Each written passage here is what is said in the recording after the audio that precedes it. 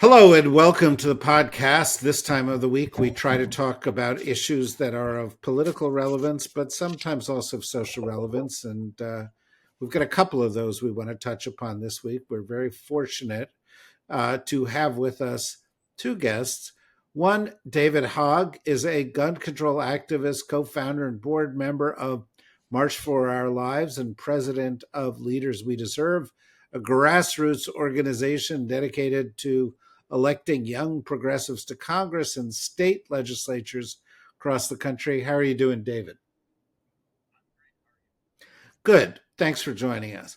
Also, we are joined by our friend, Nell Scovell. Nell, as all of you know, is a comedy writer, producer, and director. She is former contributing editor at Vanity Fair and has written for Vogue, Rolling Stone, the New York Times, and she currently writes for the esteemed Daily Beast. How are you? I'm here. That's really, really good. And I'm glad whoever was late because I had to finish a column for the Daily Beast and I finished it 30 seconds ago. I am happy to have the chance to talk to you. Although the subject is a grim one that David has been dealing with since he, came to our awareness in the public a number of years ago, and that is more gun violence at another school in the United States. In this case, in Georgia. David, obviously, I'd like any reaction you may have to this, but what strikes me is that I guess for the first time in my life, one of the political candidates who is running in this election is something of an expert in dealing with gun violence, and that's the vice president, who's led the White House efforts in this regard. And her response to the shooting was, it seemed to me, uh, stronger, sharper, and quicker than we usually get. And I was wondering what your reaction was.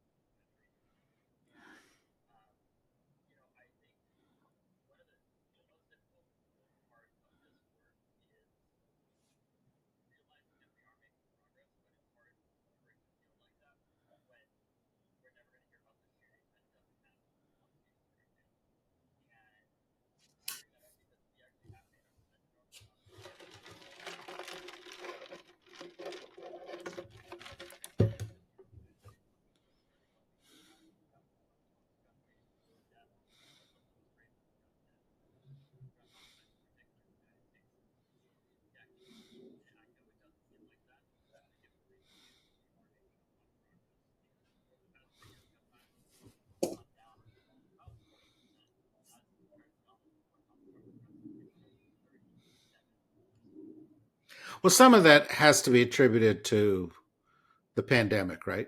Because crime went up a lot during the pandemic as people were kept in closer quarters with one another. So some of that is an adjustment, isn't it?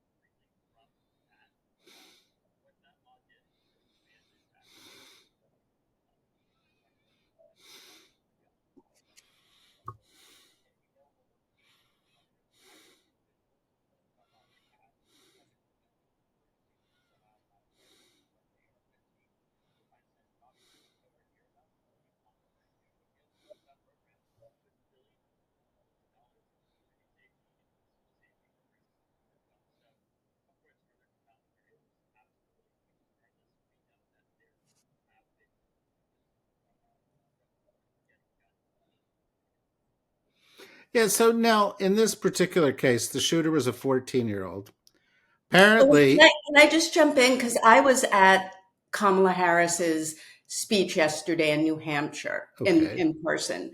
And So it was supposed to be about small businesses, and we all got it. The press got an alert saying she would be addressing the shooting in Georgia. So, two points I'd like to make. One is I do a lot of speech writing, and it's disgusting how many times at the last minute we've had to change the tone of a speech or the beginning of a speech because there was a mass shooting. That's how often it happens. Um, and then the second point is while Harris was very strong, she still offered thoughts and prayers, and she kept repeating the phrase, "It doesn't have to be this way." But what she didn't do is answer the question, why is it this way? And I think when you're talking about a shooting in Georgia where Governor Kemp has actually rolled back, or made it easier to get access to guns, I wish she had called him out for it. I wish this is a guy who got an F from gun control advocates and called it a badge of honor. So instead of making it this problem of the nation, I just feel we have to make the people who are accountable accountable. David, maybe you want to react to that.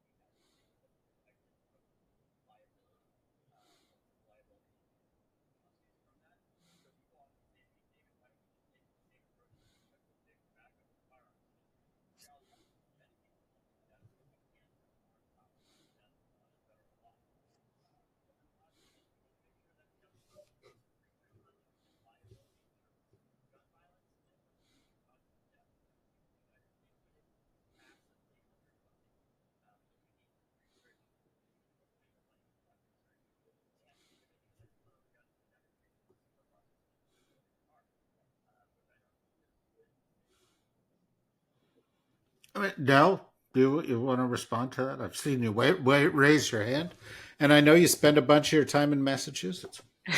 I know, and I don't actually fear walking around. I mean, it's just been so normalized. I was thinking the other day that if you stopped an American on the street, that off the top of their heads, they could name more mass shootings than famous architects. Like I wrote a piece, and David, you and I both wrote pieces after the assassination attempt in Pennsylvania, and um, I was feeling very numb, and one of the things I did was just list all the shootings I could think of off the top of my head in 10 seconds, and it came up with 10. So this is, you know, how do I always thought when it came to Congress's doorstep it would change, but after the softball game nothing did. So I mean, I'm glad, David, to hear that you see progress, but it's really frustrating. Yeah.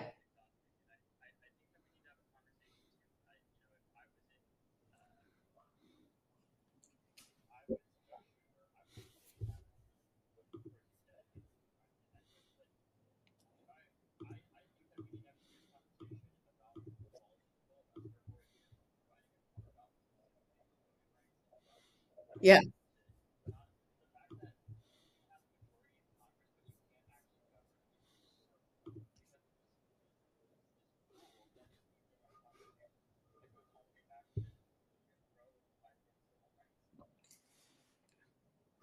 Yeah, there's another area of liability here which struck me, and I know it's something that's been on Nell's mind, but let me ask you about it, David, and then Nell, maybe you can address it too. The kid who perpetrated this crime yesterday, is a 14-year-old kid. There apparently were warning signs about him from his activity on social media. Apparently, people, I think law enforcement people, spoke to his family about it, found out that there were guns in the family. But the parents said, "Don't worry, this is just for hunting. Everything's under control." But one of the other areas, I agree, gun manufacturers need to have liability, and I agree that gun owners need to have liability. But shouldn't parents also have liability for guns that fall in the hands of their kids?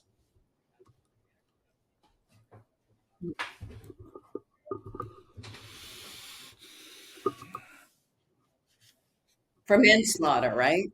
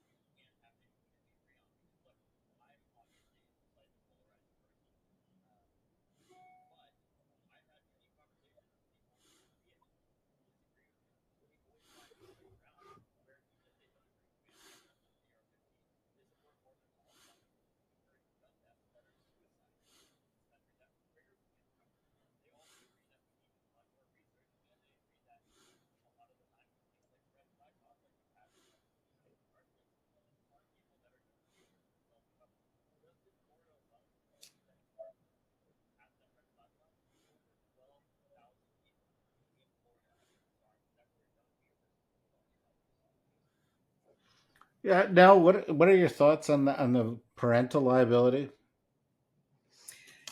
Yeah, I was looking that up this morning, and I love this quote from the judge in Michigan who said, quote, "These convictions are not about poor parenting. These convictions confirm repeated acts or lack of acts that could have halted an ongoing runaway train." So, yeah, I mean, I think it does go beyond poor parenting. And Look, anything that might slow it down, that would be welcome. I mean, I feel like because the right wingers have so defined this, like we, they've moved even the left over to the point where, like, I would be fine with banning all guns except one-shot hunting rifles. And I feel like that sounds like the craziest idea, but it's really not. Like maybe a revolver to kill a bear in Alaska. Um, and I sort of hate that we've all now started accepting, like, there are lots of situations where guns are okay, just not assault rifles. And I look forward to the day when maybe we can get back to true common sense. I don't know. Do Totally, you agree, David? I totally agree with you. By the way, Nell, and my Substack today, which is about what true common sense is, Oh, says we don't need to have any of these guns. It says exactly what you said. oh, So I didn't read it yet, but great well, minds. I'm just not sure you haven't read it yet, Nell. I suspect you read it and you just cribbed from it. No, I'm just kidding. David, let me shift the subject a little bit. Um, to something else you've been actively involved in, and that is getting out, voters from Gen Z. It seems to me that issues like the one we're talking about here have an entirely different resonance for Gen Z voters who have literally spent every year of their school lives dealing with active shooter drills, for whom this is a, a, a, a major psychological reality, a part of their view of the universe in ways that it isn't for older generations. Uh, they similarly view climate in the same way, and it seems to me that they're kind of wired differently. Is that fair? And how do you think that's going to translate into consequences in November?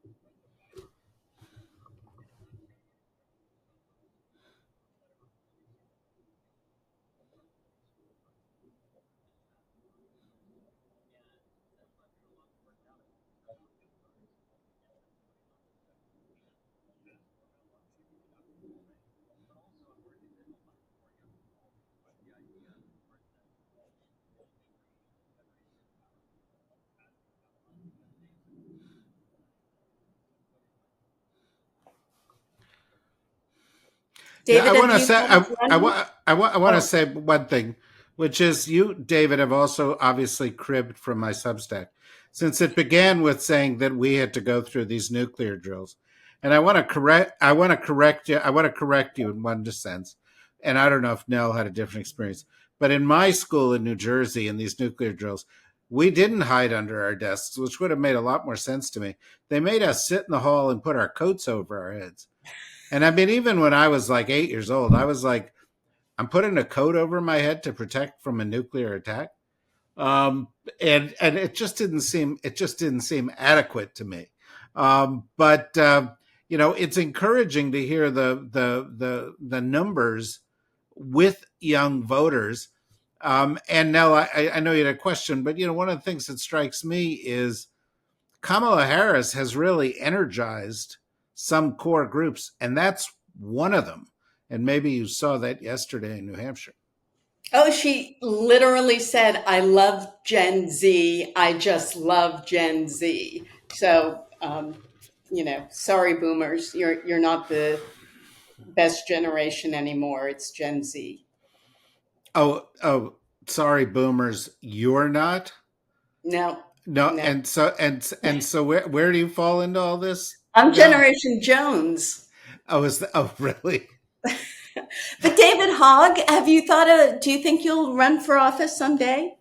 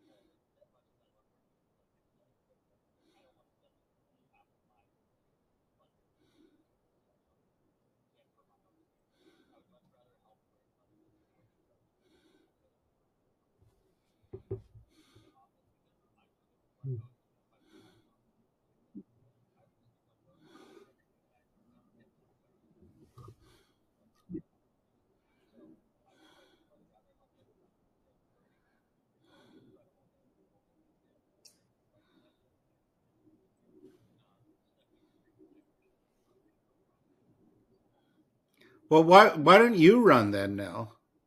I mean, why is it on David? um, well, sure. I mean, I just trying to think of all the TV shows I've worked on and how my year at NCIS could maybe get some of those gun people in. I got yelled at for once referring to a gun as a gun in the NCIS writers' room, and was corrected by my boss. It's nope, it's a weapon. Was what he said.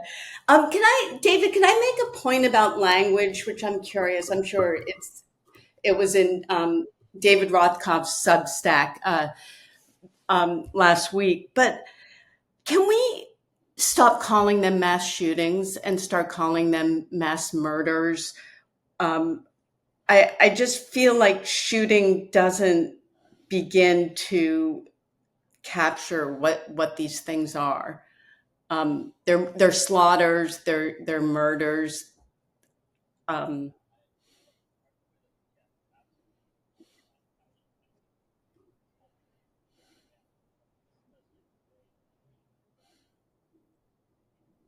because the point is not to shoot the gun, the point is to kill people, and I feel like that gets lost. Yeah.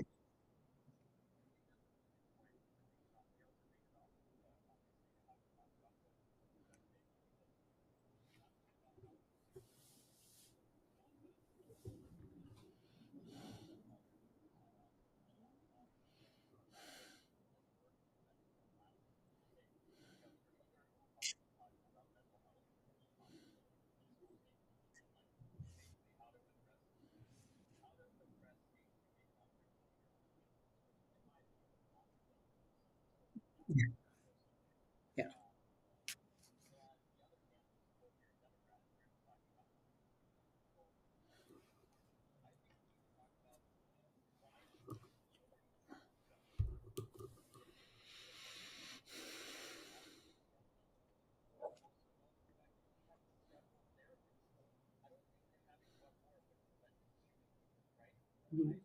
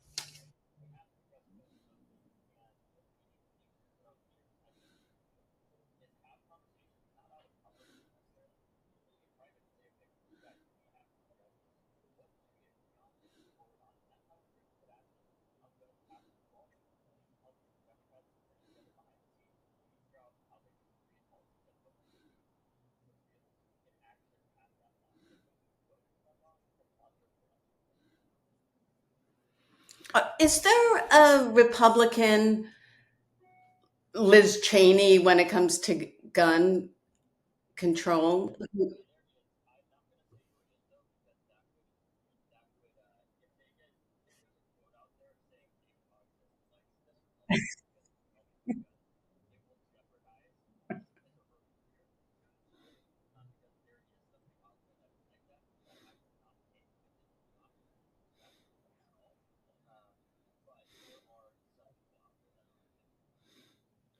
Well, I suppose that's encouraging.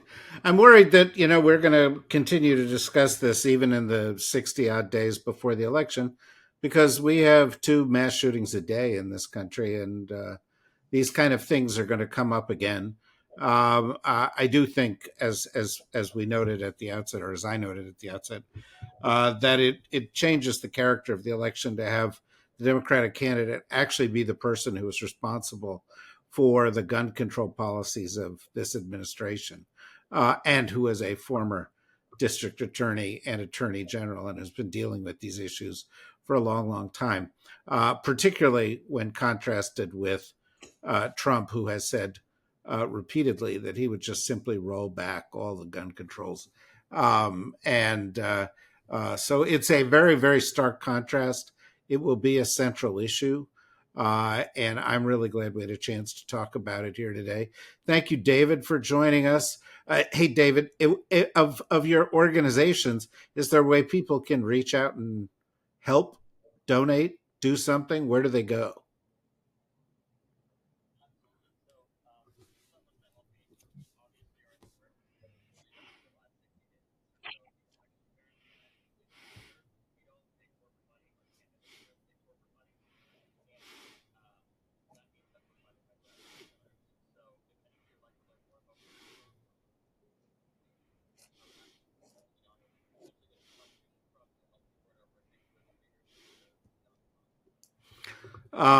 Excellent, excellent. And can I say one thing too to David as a mom? I so proud of what you've done, but at the same time, so sorry that you've had to devote your life to this. Although it strikes me that if it hadn't been this, you would have found some other injustice to fight, because you seem like such a good person. Yeah. Well, it's great to talk to both of you. Thank you, David. Thank you, Nell. And I hope we have no cause to continue this conversation, although I am afraid we will. We've got a lot more coming every day on the DSR network. Hope you will join us for that. And of course, go read Nell's stuff at the Daily Beast. And if while you're there, you can read mine also. Read David Yeah. Rothkopf. Well, you can also do that. Well, skim it. Yeah, skim it exactly. It because it could come up in a cocktail party conversation. It In gives any you event, lots of thank good you very ideas much, that you and can. we'll be back with more soon. Bye bye.